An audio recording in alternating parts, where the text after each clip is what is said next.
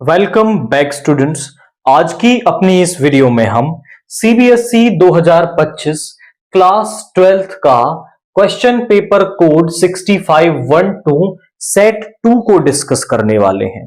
Set 1 हम previous video में discuss कर चुके हैं। अब यहां सेट 1 और सेट 2 में बहुत सारे क्वेश्चंस सेम हैं। हम सेम वाले क्वेश्चंस ना पढ़ करके सेट 1 में केवल उन क्वेश्चंस को पढ़ेंगे जो सेट 1 से डिफरेंट है। सेम वाले क्वेश्चंस को सेट 1 के अंदर आप यहां क्लिक करके देख सकते हैं।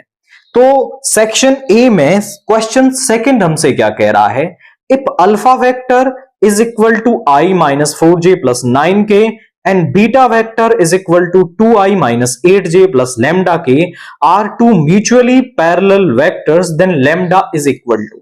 तो हमें lambda की वैल्यू निकालनी है जब अल्फा वेक्टर और बीटा वेक्टर म्यूचुअली पैरेलल हैं आपके। तो ध्यान से देखिए,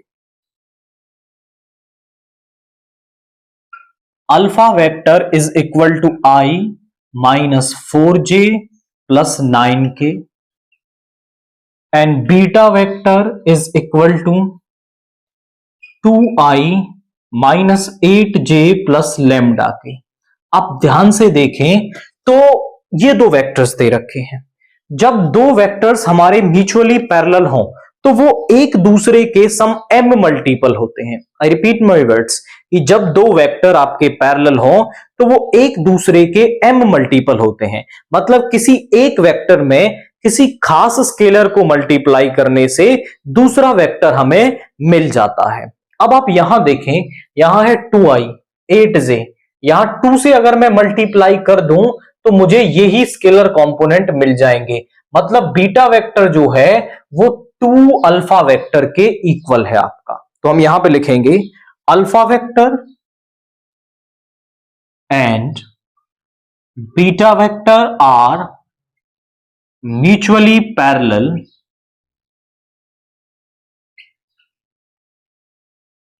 तो जो बीटा वेक्टर है वो सम m अल्फा वेक्टर के इक्वल होगा। तो यहां पर जो बीटा वेक्टर है वो m अल्फा वेक्टर, कोई भी m कुछ भी हो सकता है, तो हम यहां 2 से मल्टीप्लाई कर दें तो beta vector is equal to में 2 अल्फा वेक्टर मुझे दिख रहा है। बीटा वेक्टर है मेरे पास 2i minus 8j plus lambda के, और यहां पर 2 अल्फा वेक्टर हो जाएगा 2i minus 8j plus 18k cap. और जब हमारे दो वेक्टर्स इक्वल है तो उनके स्केलर कंपोनेंट इक्वल होते हैं। मतलब i का कोफिशिएंट i के बराबर होगा, j का कोफिशिएंट j के और k का कोफिशिएंट k के बराबर होगा। यहां पर k का कोफिशिएंट है 18 और यहां पर है लैम्डा, तो लैम्डा इज इक्वल टू 18। तो यहां से मुझे लैम्डा की वैल्यू मिल गई। तो जब दो वेक्टर्स म्यूचुअली पैरेलल हैं तो वो एक दूसरे के m मल्टीपल होते हैं, और यहां से हमने इस कंसेप्ट को यूज करके लैम्डा की वैल्यू निकाल ली है। नाउ क्वेश्चन 3 देखिए, इंटीग्रेशन से है, let i is equal to 1 minus 2 sine x upon cos square x dx। अब जब हमें इंटीग्रेशन स्टार्ट करना हो तो यहां पर हम सबसे पहले देखते हैं कि क्या टर्म सीधे सीधे इंटीग्रेट हो सकती हैं, नहीं हो सकती। आफ्टर दैट हम सब्स्टिट्यूशन ट्राई करते हैं। सब्स्टिट्यूशन से अगर मैं cos x को सब्स्टिट्यूट करूं तो भी हमें कोई फायदा यहां नहीं होने वाला। तो फिर हम क्या करते हैं, हम कुछ उसको सिंप्लीफाई करने की कोशिश करते हैं कि सिंप्लीफाई करके कुछ यहां पर हो जाए। आफ्टर दैट मैं cos स्क्वायर x को अगर दोनों के डिवाइड में लिख लेता हूं तो यहां से कुछ बन सकता है। cos स्क्वायर x को मैं यहां पे लिखूंगा 1 upon cos square x minus 2 sine x, और इसके नीचे जो cos स्क्वायर x है उसको cos x into cos x लिख लूं तो यहां पे आ गया dx। अब ध्यान से देखिए, 1 अपॉन cos स्क्वायर x जो है वो बन जाएगा sec square x minus 2 sign x upon cos x बन जाएगा टेन एक्स, और यहां 1 अपॉन कॉस एक्स बन जाएगा सेक एक्स। अब आप यहां ध्यान से देखें तो सेक स्क्वायर एक्स का इंटीग्रेशन क्या होता है, टेन एक्स माइनस 2 तो कांस्टेंट है बाहर रहेगा, sec X into tan X का जो इंटीग्रेशन है वो होगा सेक एक्स प्लस सी।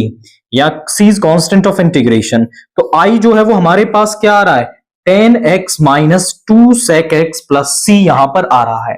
सिंपली हमने इसको एक्सपेंड किया है, यहां पर आपका cos स्क्वायर x को दोनों के डिवाइड में लिख दिया। आफ्टर दैट ये सिंपल फॉर्मूले यहां पर बन गए हैं।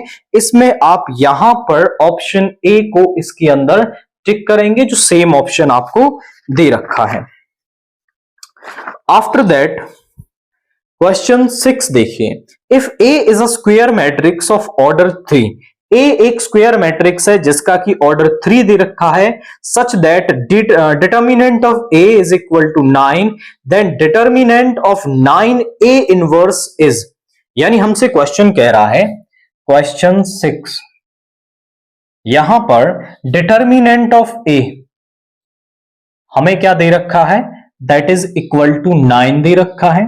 हमें वैल्यू निकालनी है किसकी, डिटर्मिनेंट ऑफ 9a इनवर्स। अब आप देखिए इन बातों में कोई फर्क नहीं है, अगर मैं इसको ऐसे लिख दूं तो भी सेम बात है, और डिटर्मिनेंट ऑफ 9a इनवर्स, अगर आपको DET से कंफ्यूजन हो रहा है तो आप ऐसे लिख सकते हो, determinant of a, determinant of 9a inverse मुझे यहां पर निकालना है। मुझे निकालना है डिटर्मिनेंट ऑफ 9a इनवर्स, जब यहां पर a का जो ऑर्डर है, ऑर्डर ऑफ ए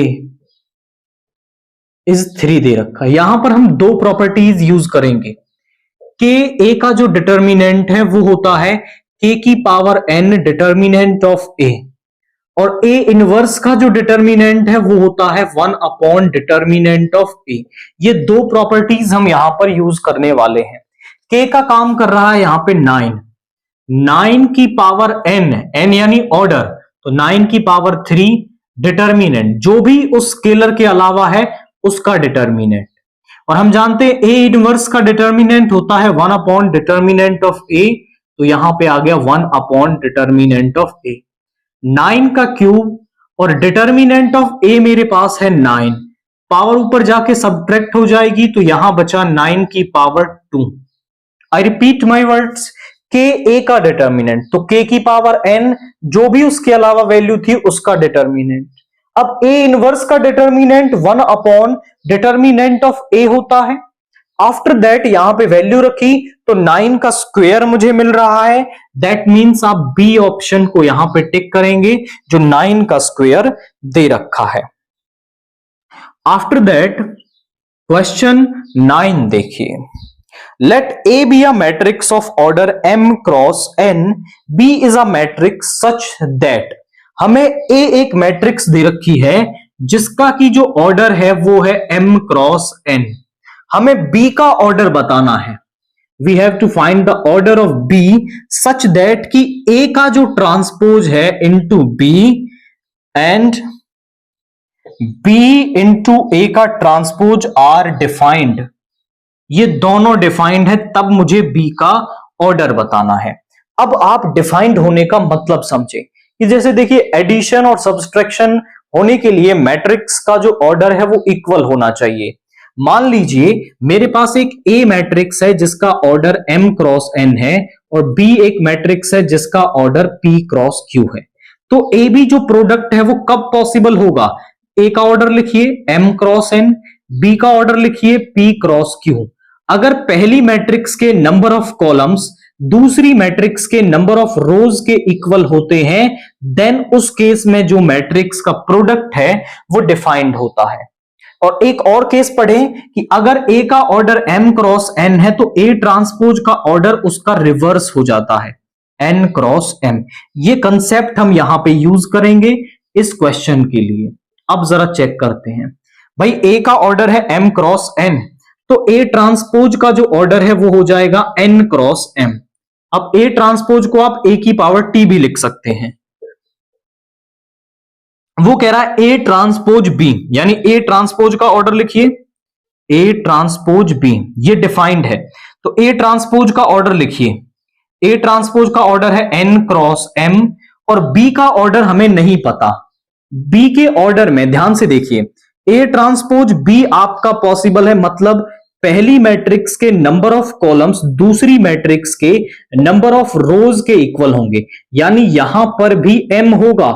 यहां चाहे कुछ भी हो उससे हमें कोई फर्क नहीं पड़ता। a की पावर t, a का ट्रांसपोज इनटू b ये डिफाइंड तभी होगा जब यहां पर m है तो यहां पर भी m होगा आपका, यानी b के ऑर्डर में रोज कितनी रहेंगी आपकी, m रहेंगी। कॉलम्स हम अभी देख लेंगे, उसको क्वेश्चन मार्क रहने दें। आफ्टर दैट वो कह रहा है बी ए का ट्रांसपोज भी डिफाइंड है।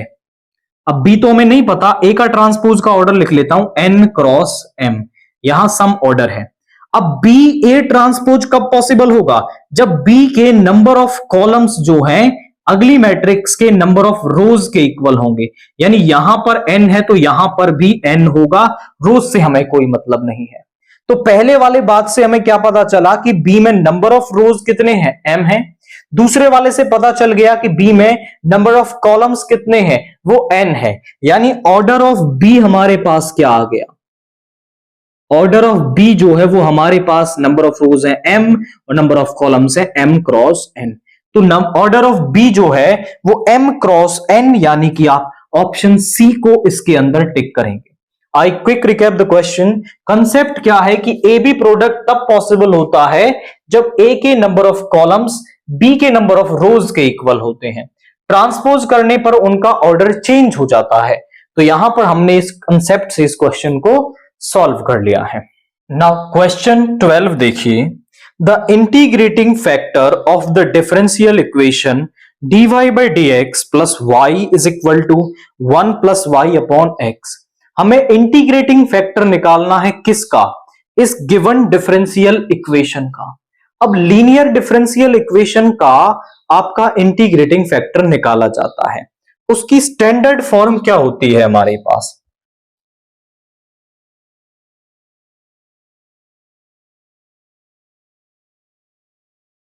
स्टैंडर्ड फॉर्म होती है dy by D x plus P Y is equal to Q.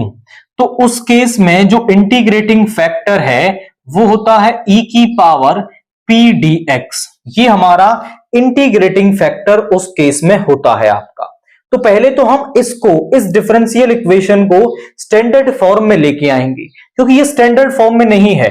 y एक तरफ होना चाहिए, उसके अलावा जो पार्ट x का बचता है उसको q माना जाता है। तो यहां पे y तो यहां पे दिखाई दे रहा है, तो कैसे करेंगे, dy by D x plus Y, यहां पे 1 upon X plus Y upon X, ये y अपॉन एक्स इधर ले आएंगे, dy by D x plus Y minus का y upon X is equal to 1 upon X. तो यहां पे आपका, अब इसमें से y कॉमन ले सकते हैं हम, तो यहां से y कॉमन ले लिया तो यहां पे बचेगा 1 minus 1 upon X is equal to 1 upon X. Comparing, इसको नाम दे दो कुछ, कंपेयरिंग 1 विद, स्टैंडर्ड फॉर्म के साथ कंपेयर करते हैं, dy by D x plus P Y is equal to Q.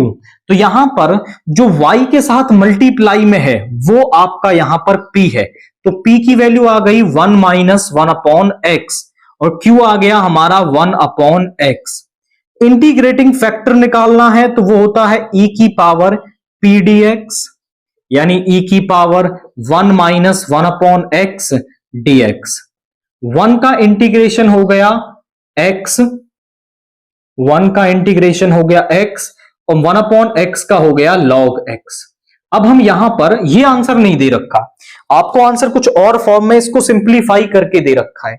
हम दो प्रॉपर्टीज यहां पर यूज करेंगे।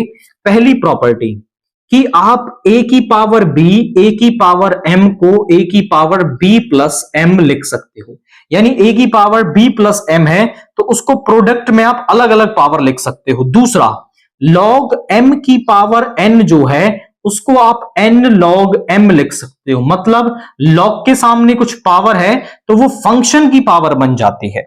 इसको हम यहां पे यूज करने वाले हैं। तो यहां पे इसे लिख सकते हो e की पावर x इंटू e की पावर माइनस log x। ध्यान से देखें,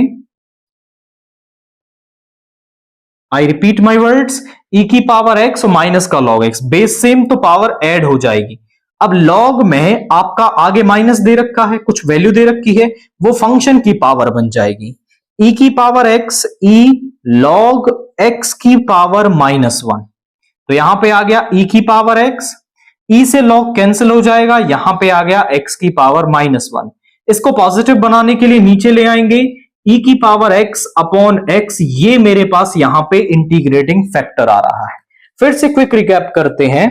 यहां पर पहले हमने इसको स्टैंडर्ड फॉर्म में लाया, तो यहां y के साथ जो भी मल्टीप्लाई में है दैट इज अवर p, और उसका ही इंटीग्रेशन करना है विद रिस्पेक्ट टू x। तो 1 का हो गया x, 1 अपॉन x का हो गया log x। दोनों को x माइनस log x को e की पावर x, e की पावर माइनस का log x लिख सकते हैं। log के सामने माइनस साइन दे रखा है तो वो पावर में चला जाएगा, log x की पावर -1। e से log कैंसिल हो जाएगा, e की पावर x, x की पावर -1। पावर को पॉजिटिव बनाने के लिए हम नीचे ले आएंगे, e की पावर x अपॉन x, ये हमारा यहां पर इंटीग्रेटिंग फैक्टर आ रहा है। क्वेश्चन 13 देखिए, let A is equal to aij be a square matrix of order 3 such that aij is equal to j minus 2i। तो हमें कंस्ट्रक्ट करने के लिए मैट्रिक्स ये दे रखा है, then which of the following is true, इनमें से कौन सा ट्रू होगा। एक तो तरीका यह है कि आप यहां से इन सभी एलिमेंट्स को निकालें, केवल इनको, और फिर आप इन सभी के आंसर चेक कर सकते हैं। दूसरा तरीका यह है कि आप पूरी मैट्रिक्स ही कंस्ट्रक्ट कर लें एंड आफ्टर दैट फिर आप इनके सभी के आंसर यहां पे दे पाएंगे। तो मैट्रिक्स कैसे कंस्ट्रक्ट की जाएगी भाई, मैट्रिक्स जो है वो ऑर्डर 3 की है, यानी ऑर्डर 3 की स्टैंडर्ड मैट्रिक्स क्या होती है, दो क्वेश्चन एक में ही सिखाते हैं आपको। A11, A12, A13, A21, A22, A23, A31, A32, A33। अब बारी बारी इन सभी की वैल्यू यहां पर रख के आप इन्हें कर सकते हैं। A11 निकालते हैं भाई, यहां पे पहला एलिमेंट I है, दूसरा J है, वो यहां पर पुट कर देंगे। 1 माइनस का 2 वो हो जाएगा माइनस का 1। A12 निकालेंगे तो यहां पे आ जाएगा आपका 2 माइनस 2 वो हो गया 0। A13 निकालेंगे आपका तो 3 माइनस 1, 3 माइनस यहां पे 1 रख देंगे 2i, तो 2 इज इक्वल टू 1 हो गया। A21 निकालेंगे तो 1 माइनस 2 2 जा 4 यानी माइनस का 3 हो गया। A22 निकालेंगे तो 2 माइनस 4 इज माइनस का 2 हो गया। A23 निकालेंगे तो 3 माइनस का 4 माइनस का 1 हो गया। इसके बाद A31 यहां पे 1 माइनस 6 ये माइनस का 5 हो गया। A32 यहां पे 2 माइनस का 6 ये माइनस का 4 हो गया। A33 3 माइनस 6 ये माइनस का 3 हो गया। अब यहां पर जो मैट्रिक्स है वो कंस्ट्रक्ट होके क्या आ रही है हमारे पास, -1 0 1, -3 -2 -1, -5 -4 -3, ये हमारे पास वो मैट्रिक्स कंस्ट्रक्ट होके आ गई। अब हम चेक करते हैं कि क्या ऑप्शन दे रखे हैं। पहला कह रहा है कि A12 इज ग्रेटर देन 0। भैया A12 आया क्या है, A12 है 0, 0 से बड़ा नहीं है, 0 के बराबर है, यानी ये बात तो गलत हो गई, ये गलत है। Aij इज लेस देन 0, मतलब जो सभी जो Aij की वैल्यू आएगी वो लेस देन 0 आएगी। तो क्या ये बात सही है कि सभी लेस देन 0 हैं, मतलब सभी नेगेटिव हैं? नहीं, कुछ पॉजिटिव भी आ रहे हैं। ये वाला पॉजिटिव है, ये 0 है आपका, और बाकी सब लेस देन 0, तो ये बात भी गलत है, सबके लिए ये ट्रू नहीं है। उसके बाद A13 प्लस A31 माइनस का 6 आएगा। A13 कितना है मेरा, A13 है 1 और A31 है मेरा माइनस का 5, यानी इन दोनों का सम आएगा माइनस का 4, ना कि माइनस का 6, ये भी गलत है हमारा। तो ऑब्वियसली ये ट्रू आंसर हो जाएगा, बट चेक कर लेते हैं। A23 क्या है मेरा, A23 है माइनस का 1 और 32 क्या है मेरा, माइनस का 4। तो ऑब्वियसली माइनस का 1 जो है वो माइनस के 4 से बड़ा होता है, क्योंकि माइनस का 1 माइनस के 4 से बड़ा है, माइनस में जो जितना छोटा वो उतना बड़ा होता है। तो आप इस तरह से सभी एलिमेंट को निकाल लें एंड आफ्टर दैट आप बारी बारी सभी ऑप्शंस को यहां पे चेक कर लेंगे कि कौन सा यहां पर ट्रू है, कौन सा यहां पर फॉल्स है आपका। नाउ क्वेश्चन 14 देखिए, the absolute maximum value of function fx is equal to x cube minus 3x plus 2 in 0, 2 is। तो हमें एक फंक्शन दे रखा है जिसकी हमें एब्सोल्यूट मैक्सिमम वैल्यू निकालनी है। अब यहां पर हमारे पास गिवन फंक्शन क्या है? द गिवन फंक्शन इज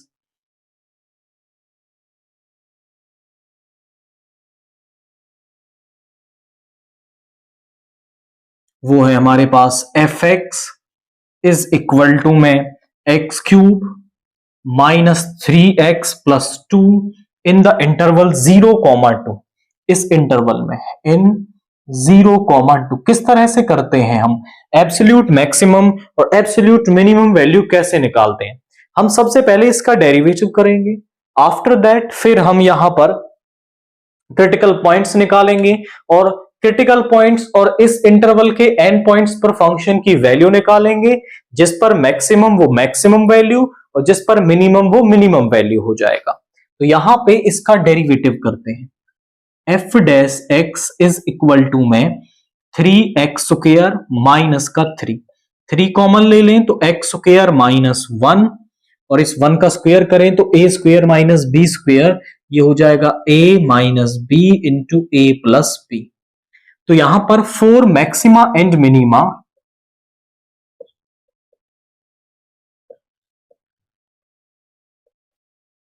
मैं इस f डैश x को 0 के बराबर रख दूंगा।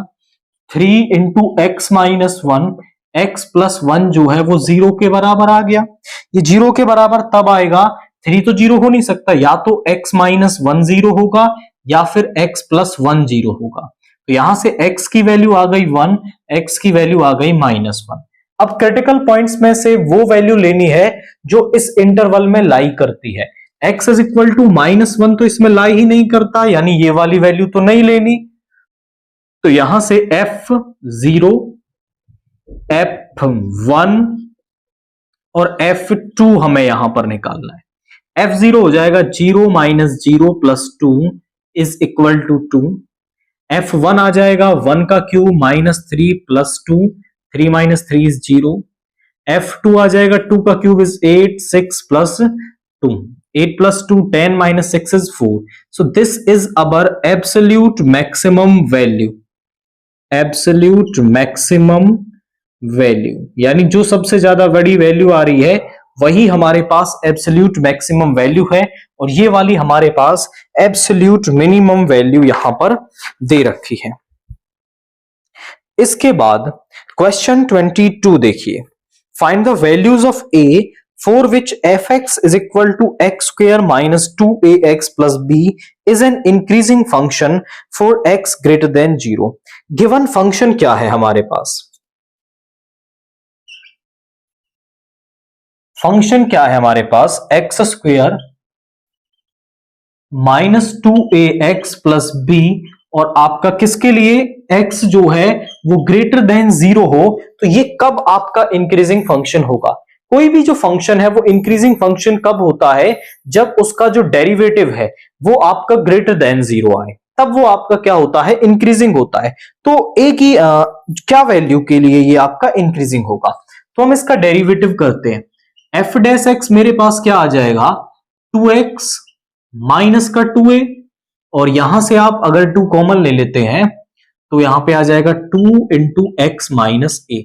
आप कहेंगे fx is increasing, fx is increasing if f dash x is greater than equal to 0। यानी जो f dash x है वो greater than equal to 0 होगा, तब हमारा जो फंक्शन है वो इंक्रीजिंग होगा। अब यहां पर 2x minus 2a is greater than equal to 0, minus के 2a को उधर ले आएंगे तो 2x is greater than equal to 2a। अब दोनों तरफ 2 से डिवाइड करेंगे सेम, तो यहां पर जो a है वो लेस देन x आ रहा है, x greater than a, x is greater then a, ये वाली बात यहां पे आ गई है। अब इसके बाद हमें दे रखा है x is greater than, we have x is greater than 0, x 0 से बड़ा है। अब 0 से बड़े नंबर क्या होते हैं? सो लेट अस अज्यूम कि 1 2 3 सब यहां तक, ये सब क्या है? x है, x यहां पे लाई करता है आपका इनके बीच में। ये कह रहा है जो a है वो आपका क्या है, x से छोटा। अब 1 से छोटा क्या आएगा, यहां पे 0 आएगा आपका, और 0 इसमें इंक्लूडेड रहेगा, और कहां तक, माइनस इंफिनिटी तक। तो यहां पे आप कहेंगे हेयर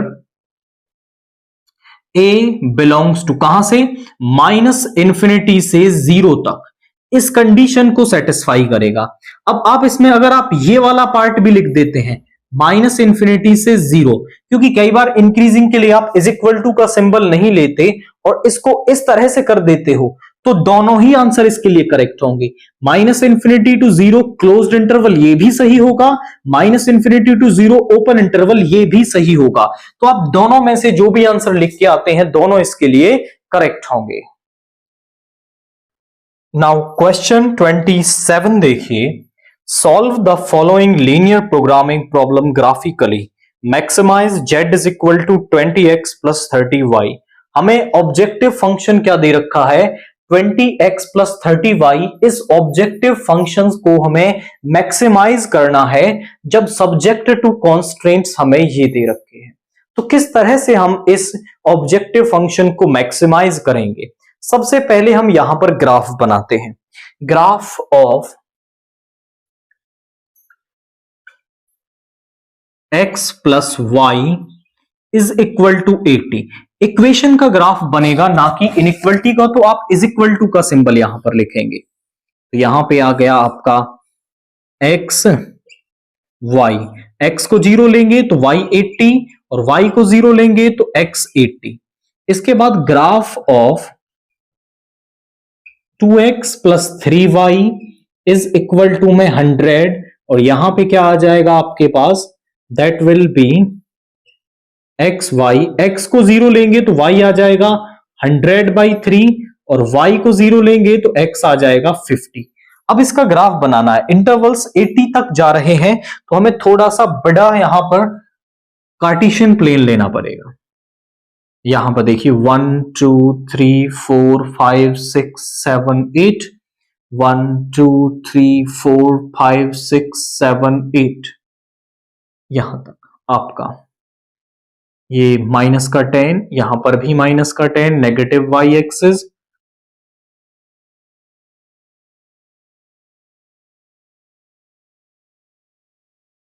अब यहां पे 10 20 30 40 50 60 70 80, 10 20 30 40 50 60 70 80। पहला पॉइंट देखते हैं, x0 y80 कहां पर होगा, y एक्सिस पर। x0 y80 ये वाला पॉइंट है 0,80। x80 y0 यहां पर है। इन दोनों से लाइन पास करवाइए, तो इन दोनों से जब लाइन पास करवाएंगे, so that is the line, this line is x plus y is equal to में 80, ये वाली लाइन आ गई। उसके बाद 2x plus 3y, x0 y 100/3 यानी 33.33 समथिंग आपका आएगा। x0 है, y 33.33 कहीं यहां पर होगा आपका समथिंग, x 50,0 यहां पर होगा आपका। इन दोनों से लाइन पास करवाइए,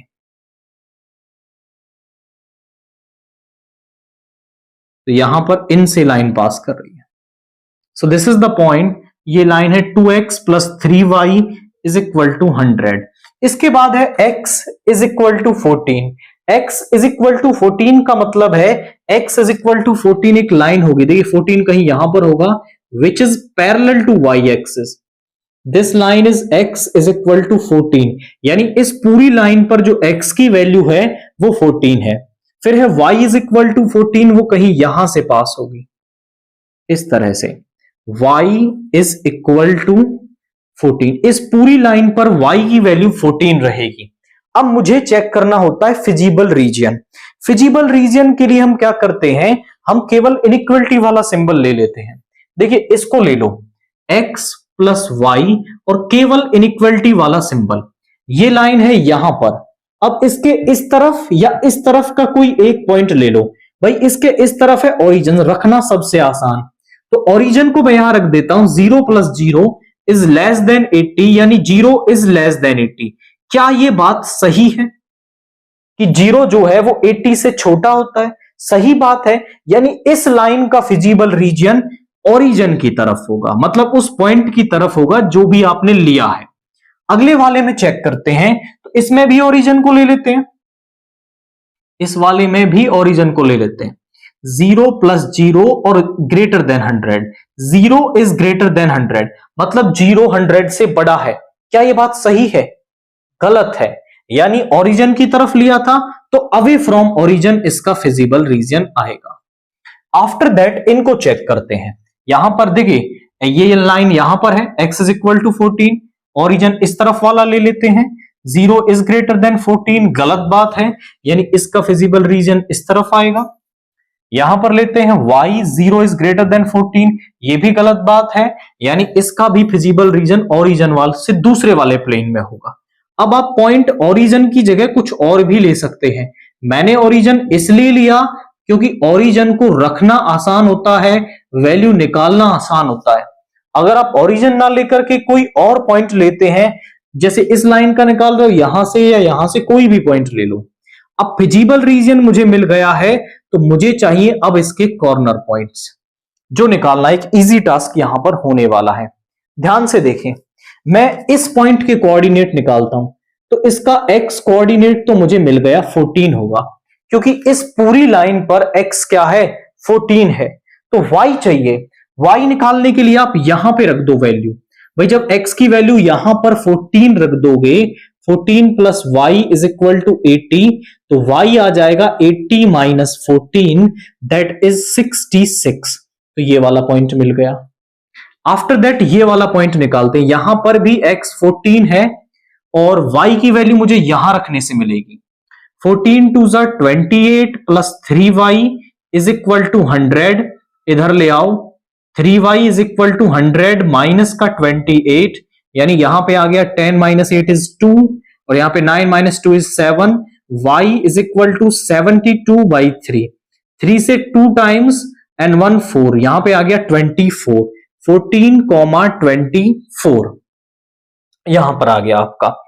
दिस इज आफ्टर दैट इस वाले पॉइंट के कोऑर्डिनेट निकाले, तो यहां पे y पता है मुझे, दैट इज 14, तो y को 14 यहां पे रख देता हूं मैं। 2x + 42 = 100, और 2x = 100 माइनस का 42, एंड यहां पे आ गया 10 - 2 = 8, एंड यहां पे आ गया 9 - 4 = 5, 58 2 से डिवाइड कर देंगे 29, तो यहां पे आ गया 29, 14।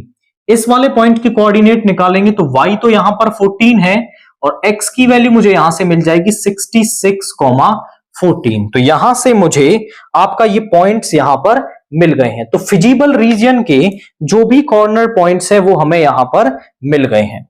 आफ्टर दैट हमारा इससे अगला काम होता है इन कॉर्नर पॉइंट्स को ऑब्जेक्टिव फंक्शन में रखना, यानी ऑब्जेक्टिव फंक्शन की वैल्यू इन सभी कॉर्नर पॉइंट्स पर निकालना। तो मैं इसके बाद ऑब्जेक्टिव फंक्शन की वैल्यू निकालता हूं इन सभी पॉइंट्स पर। इन्हें आप कुछ नाम दे दें, इसको नाम दें A, B, C और D। Z एट A यानी 14, 66 पर केयरफुली कैलकुलेशन करेंगे।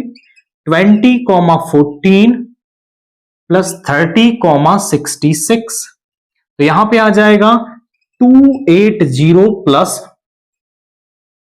1980। ऐड करते हैं, 0 + 0 = 0, 8 8 16 कैरी 1, 9 और 2 11 और 1 12 कैरी 1 आ गया, 3260 ये आया। Z एट B यानी 14, 24,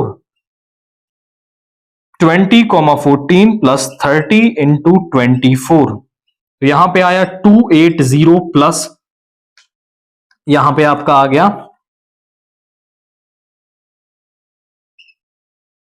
यहां पे मल्टीप्लाई करते हैं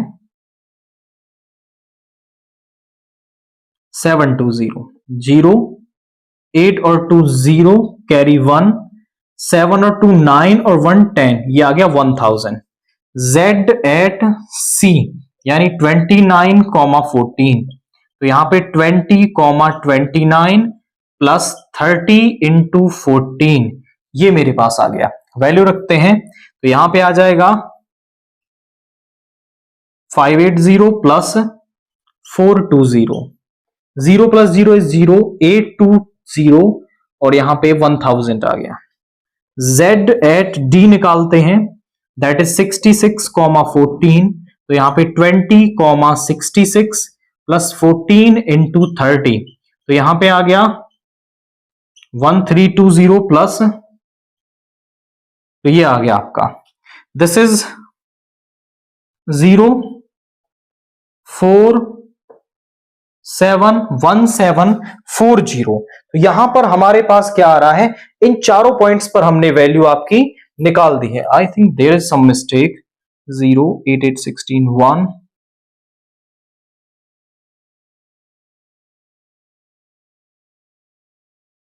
902 11 1 12 एंड 1, तो यहां पे 2260 आएगा, ये आएगा 2260।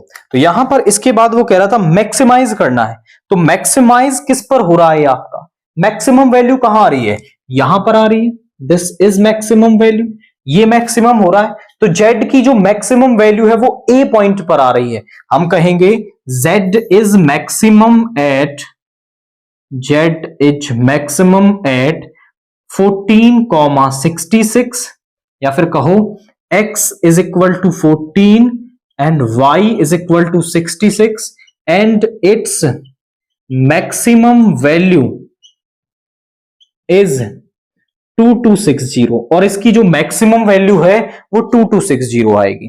तो सबसे पहले हमें जो सब्जेक्टिव कॉन्स्ट्रेंट्स दे रखे थे उनका ग्राफ बनाया, आफ्टर दैट उनका फिजिबल रीजन पता किया, फिजिबल रीजन के कॉर्नर पॉइंट्स निकाले, एंड आफ्टर दैट उन कॉर्नर पॉइंट्स को ऑब्जेक्टिव फंक्शन में पुट करके मैक्सिमम या मिनिमम वैल्यू हम यहां पर बता सकते हैं।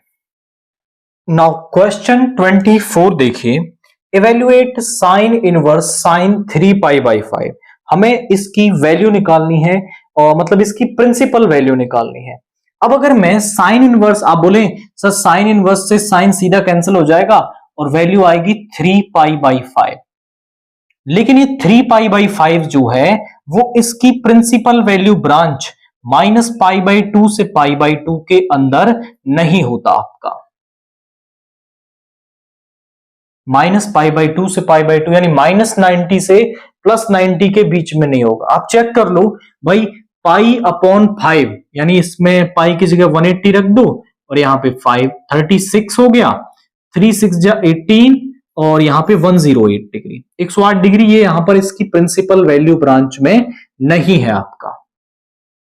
अब हमें इस एंगल को ब्रेक करना होगा, जब हम साइन को ब्रेक करते हैं तो साइन को हम ब्रेक करते हैं पाई माइनस में, पाई माइनस, अब क्या एंगल लूं मैं यहां पर, तो यहां पे आ जाएगा 2 पाई बाई 5, आप चेक करें यहां पे आएगा 5 पाई माइनस 2 पाई, मतलब 3 पाई आ गया और अपॉन में 5।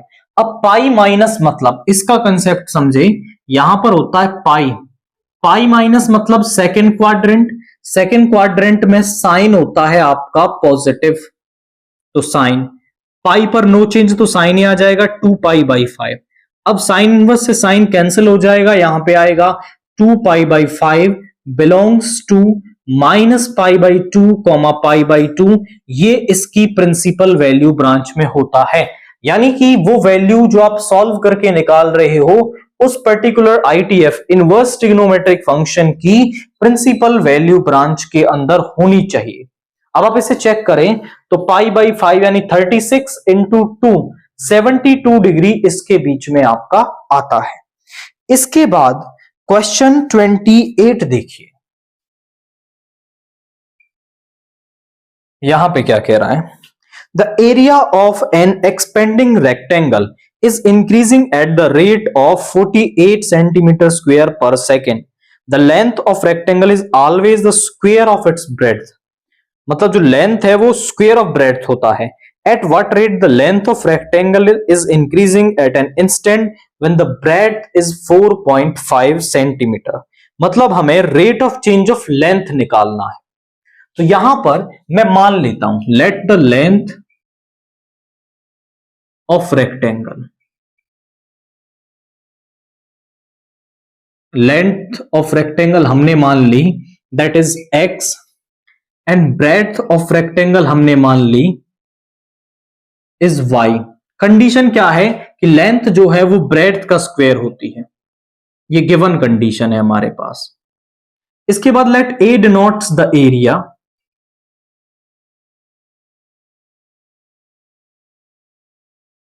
तो हमें dA ओवर dt जो दे रखा है वो है 48 सेंटीमीटर स्क्वायर पर सेकंड, ये एरिया हमें दे रखा है आपका। अब इसके बाद यहां पर एरिया हम निकालें तो वो होता क्या है x इंटू वाई यानी लेंथ इंटू ब्रेथ।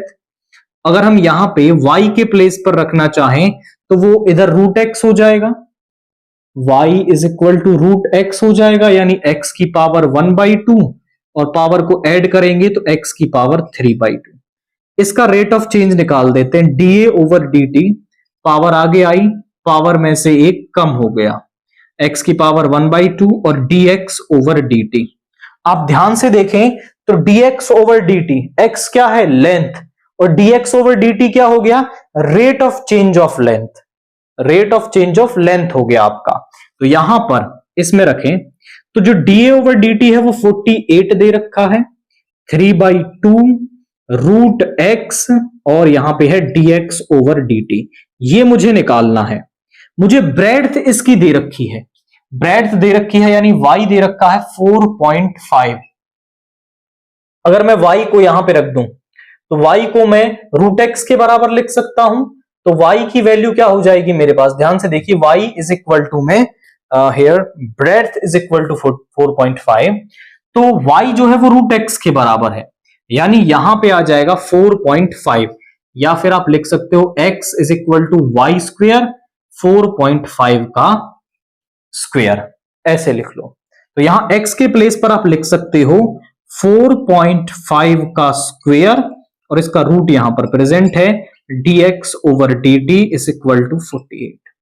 स्क्वेयर से रूट कैंसिल हो जाएगा, सारा कुछ इधर ले आओ, तो dx over dt 48 into 2 over 3, 4.5 divide में आएगा, पॉइंट से यहां पे आ जाएगा 10, 5 से 9, 5 से 2, 3 से 16, 16 4 जा यहां पे आ जाएगा 64/9 सेंटीमीटर पर सेकेंड, ये हमारा rate of change of length आ रहा है, that is 64/9 centimetre per second. समझे आप गिवन कंडीशंस को एनालाइज करें कि यहां पर rate of change of area दे रखा था और rate of change of area मैंने निकाल लिया, दोनों को बराबर रखा और वहां से फिर मैंने rate of change of length यहां पर निकाला है। जब आपका जो ब्रेड्थ यानी y 4.5 दे रखा था, x जो है वो y स्क्वायर की यानी 4.5 के स्क्वायर के बराबर हो गया, वैल्यू रखी, रूट कैंसिल हो गया, डिवाइड में ले आए तो 64/9 सेंटीमीटर पर सेकेंड मुझे rate of change of length यहां पर मिल रहा है। क्वेश्चन 30 का ए पार्ट देखिए जो इंटीग्रेशन से है, हमने इसको मान लिया कि i is equal to cos 2x upon sin x plus cos x का होल स्क्वायर। अब यहां पर किस तरह से हम इसका इंटीग्रेशन करेंगे, हम यहां पर पहले चेक करते हैं कि क्या डायरेक्ट इंटीग्रेशन हो सकता है, नहीं हो सकता। आफ्टर दैट कुछ सब्स्टिट्यूशन हो सकता है, नहीं हो सकता, तो हमें यहां पर कुछ ना कुछ सिंप्लीफिकेशन यहां पर करना पड़ेगा। तो हम यहां पर एक फॉर्मूला यूज कर लेंगे that is cos 2 theta. cos 2 theta क्या होता है, वो होता है cos स्क्वायर एंगल का half minus sine square angle का हाफ, इसके इक्वल होता है। तो यहां पर हम इसे यूज कर लेंगे तो ये हो जाएगा आपका cos x minus sine square x, cos square x minus sine square x upon sine x plus cos x का होल स्क्वायर dx। अब यहां पर a square minus b square, a minus b into a plus b के equal होता है, तो a minus b into a plus b यानी cos x plus sine x, और नीचे है sine x plus cos x का whole square. Sign x plus cos x से उसकी एक पावर कैंसिल हो गई और यहां पे बचा cos x minus sine x और नीचे बचा आपका यहां पे sign x plus cos x. अब आप ध्यान से देखें तो नीचे वाली टर्म को अगर आप सब्स्टिट्यूट कर देते हैं तो एग्जैक्टली ऊपर वाली टर्म बन जाएगी। तो हम यहां पे सब्स्टिट्यूट कर देते हैं, put sine x plus cos x is equal to t. तो यहां पे साइन एक्स का हो जाएगा कॉस एक्स का हो जाएगा माइनस साइन एक्स dx, इसको हम dt के बराबर लिख देंगे। तो यहां पे क्या आ रहा है हमारे पास, वो आ जाएगा cos x minus sine x और dx तो बन गया dt और नीचे आ गया आपका t। तो 1/t का इंटीग्रेशन हो जाता है log t प्लस का c। अब t की वैल्यू यहां वापस रख देंगे तो ये आ जाएगा log cos x minus sine x, sorry sine x plus cos x, t क्या है sign x plus cos x plus में सी, दैट इज अवर आई। तो आई को सॉल्व करने से ये वैल्यू हमें यहां पर मिल गई है। तो पहले हमने cos टू थीटा का फॉर्मूला लगाया, आफ्टर दैट फिर यहां पे ये वैल्यू कट हुई और नीचे वाली वैल्यू को सब्स्टिट्यूट करके ऊपर वाली वैल्यू वहां से चली गई है और हमें इसका इंटीग्रेशन यहां पर मिल गया है। आफ्टर दैट इसके बी वाला पार्ट देखिए, हमें इवेल्युएट करना है इस इंटीग्रल को। तो यहां पे ये डेफिनेट इंटीग्रल से क्वेश्चन हमें दे रखा है, तो यहां पर हम कैसे करेंगे, डायरेक्ट इंटीग्रेशन इसका हो नहीं सकता, नीचे वाली टर्म सब्स्टिट्यूट करूं तो भी कुछ नहीं हो सकता। तो हम यहां पर एक प्रॉपर्टी यूज कर लेंगे। प्रॉपर्टी क्या है, 0 to a f x dx जो है वो किसके बराबर होता है, 0 to a f of a minus x dx के बराबर होता है। तो यहां पे क्या हो जाएगा, i is equal to 0 to pi by two a minus a का काम यहां पे पाई बाई टू कर रहा है, 5 sine pi by to minus x plus 3 cos pi by to minus x और नीचे हो जाएगा आपका sine pi by to minus x plus cos pi by to minus x dx। अब यहां पे आप ध्यान से देखें तो i is equal to 0 to pi by two, यहां पे 5 sine 90 minus theta cos theta हो जाएगा कॉस एक्स, ये हो जाएगा 3 साइन एक्स dx और यहां पे ये बन जाएगा cos x और ये बन जाएगा आपका साइन x। अब इसे नाम दो फर्स्ट और इसे नाम दो सेकंड, दोनों को करते हैं add, adding first and second. क्यों, ध्यान से देखें, एडिंग फर्स्ट एंड सेकंड। तो यहां पे आया i plus i is equal to 0 to pi by two. अब देखिए एक स्टेप में आप दोनों को सम करके लिखेंगे और हम एक प्रॉपर्टी जानते हैं कि 0 टू a या फिर आप इंटीग्रल्स बताना चाहें तो या फिर आप सीधा कहें कि f x plus g x dx को आप लिख सकते हो f x d x plus g x dx। अब जब दोनों का सम आएगा तो उसे आप इकट्ठा करके भी लिख सकते हो। तो 0 टू पाई बाई टू दोनों को इकट्ठा लिख देंगे, 5 sine x plus 3 cos x upon sine x plus cos x और यहां से क्या टर्म आएगी, यहां से ये वाली टर्म आएगी 5 cos x plus 3 sine x upon में sine x plus cos x. अब दोनों का जो एलसीएम है वो सेम आने वाला है, तो यहां पे हो गया 2i 0 to pi by two, यहां पे दोनों का एलसीएम सेम आया, sine x plus cos x, यहां पे 5 साइन एक्स, यहां से 3 sine x, 3 cos x, 5 cos x, यानी यहां पे 8 हो गया dx is equal to 0 to pi by two 8 sine x plus 8 cos x upon में sine x plus cos x. अब ऊपर से 8 हम कॉमन ले सकते हैं यहां से, तो यहां पे आ जाएगा 0 to pi by two 8 sine x plus cos x, यहां पे आ जाएगा sine x plus cos x dx। Sine x plus cos x से sine x plus cos x cancel हो गया, और यहां पे आ गया आपका 8 को बाहर ले लेंगे, 0 to pi by 2 1 dot d x. यहां पे आपका 2i इज इक्वल टू, यहां पे 8 आ गया और इसका हो गया 1 का x, 0 टू पाई बाई 2, 2 से ये 4 टाइम्स कैंसिल हो गया, लिमिट पुट कर देंगे तो पाई बाई 2 माइनस 0, यहां पे आ गया 4 इंटू पाई बाई 2, यानी कि यहां से जो i है वो किसके बराबर आ गया, 2 पाई के इक्वल आ गया। i हमारे पास 2 पाई के इक्वल आ गया है। तो पहले तो हमने 0 to a f x d x वाली प्रॉपर्टी यूज करी, आफ्टर दैट दोनों को ऐड कर दिया, फिर लेफ्ट हैंड साइड के साथ लेफ्ट हैंड साइड और राइट हैंड साइड के साथ राइट हैंड साइड ऐड हुई। आफ्टर दैट फिर यहां पे दोनों टर्म्स को ऐड करके कैंसिल हो गया, यहां बचा 1 और उसका इंटीग्रेशन हमने इजी टाइप से यहां पर कर लिया है।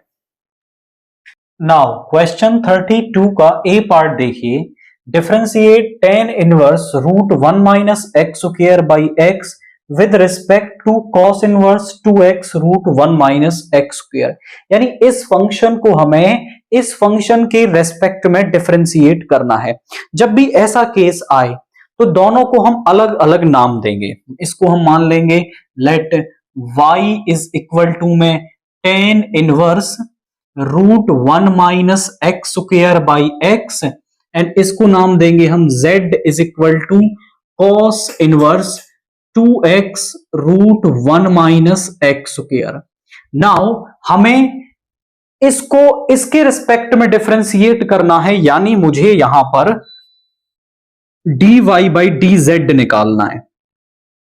तो मैं इस y को x के रेस्पेक्ट में डिफरेंशिएट कर दूंगा और इस z को भी x के रेस्पेक्ट में डिफरेंशिएट कर दूंगा, फिर इससे इसको डिवाइड कर देंगे तो मुझे dy बाई dz यहां पर मिल जाएगा। तो की कंसेप्ट यही है कि इसको x के रेस्पेक्ट में और इसको z के रेस्पेक्ट में डिफरेंशिएट करेंगे और फिर डिवाइड करने पर हमें रिक्वायर्ड रिजल्ट यहां पर मिल जाएगा।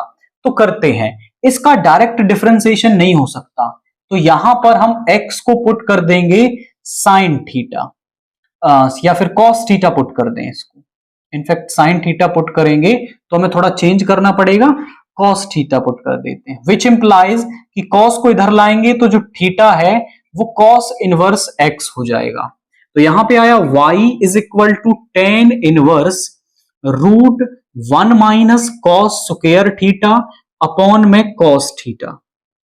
यहां पे आ गया tan inverse 1 minus cos square theta, ये होता है आपका साइन स्क्वायर थीटा अपॉन में कॉस थीटा, स्क्वायर से रूट कैंसिल हो जाएगा, sine theta upon cos theta आ जाएगा tan थीटा।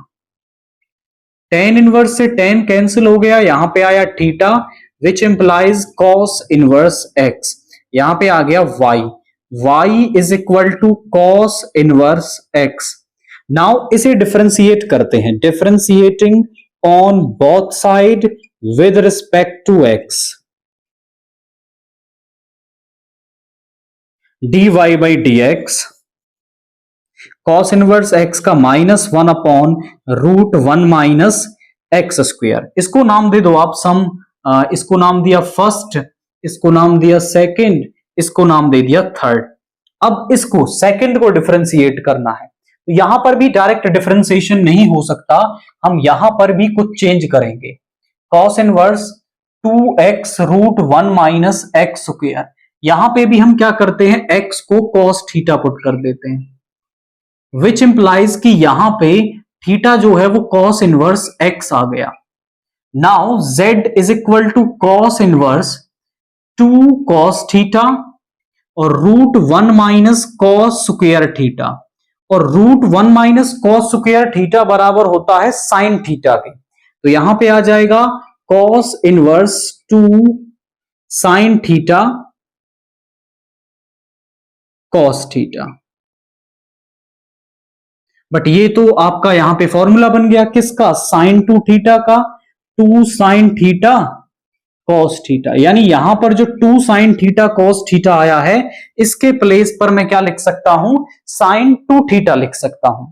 तो यहां पे आ गया cos इनवर्स साइन 2 थीटा, लेकिन ये तो कैंसिल नहीं हुआ क्योंकि ये कैंसिल तब होगा जब अंदर से भी क्या आए, कॉस आए। तो साइन को हम कॉस में कन्वर्ट कर सकते हैं। कैसे? यहां पे इसे लिख सकते हैं cos inverse cos pi by 2 minus 2 theta.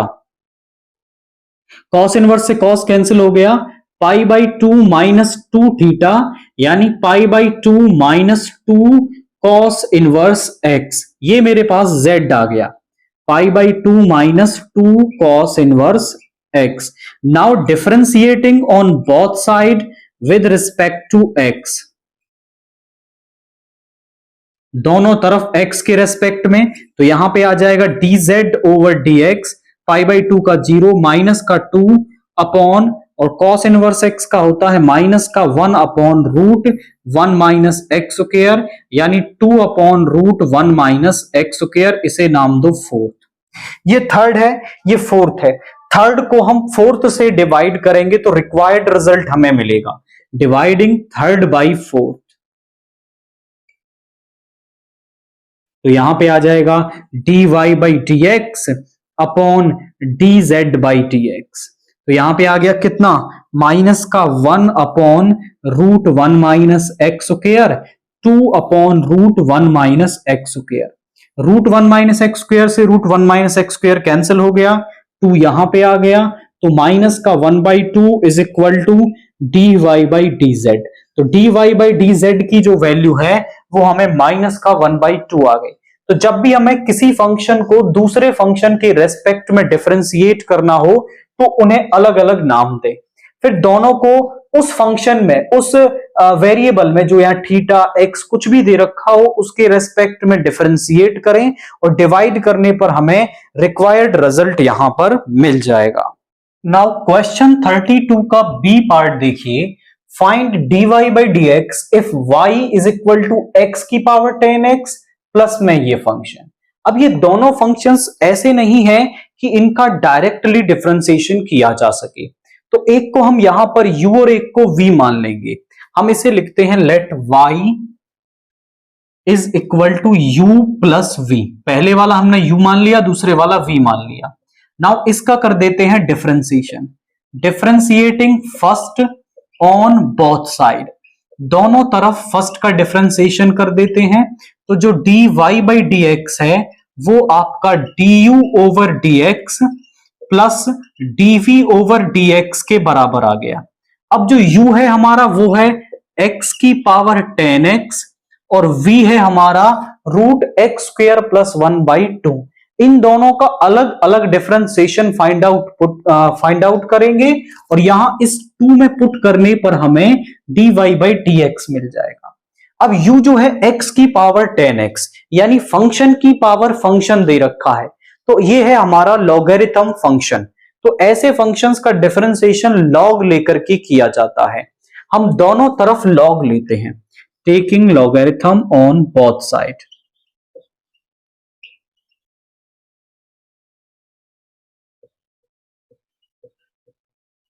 तो यहां पे आ जाएगा आपका log u is equal to log x की पावर 10x।